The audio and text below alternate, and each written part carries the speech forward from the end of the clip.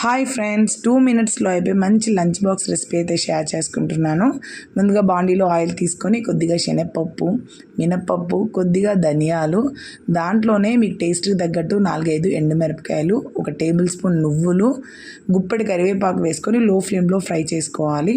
ఎక్కువ ఫ్రై చేయడం వల్ల కరివేపాకులో ఉన్న బెనిఫిట్స్ అన్నీ పోతాయి కాబట్టి క్రిస్పీగా అయితే సరిపోతుంది. దాంట్లో చింతపండు వేసుకొని మిక్సీ చేసుకొని పక్కన పెట్టుకోవాలి.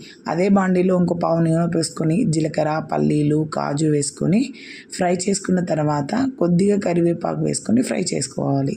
దాంట్లో ముందుగా మిక్సీ చేసి పెట్టుకున్న కరివేపాకు పొడి, దాంట్లోనే 1 టేబుల్ స్పూన్ వరకు ధనియా పౌడర్ వేసుకొని 1 మినిట్ వరకు ఫ్రై చేసుకొని వేడి అన్నం వేసేసుకొని 2 మినిట్స్ హై ఫ్లేమ్లో టాస్ చేసుకుంటే కరివేపాకు కారపొడి అన్నం అయితే రెడీ అండి.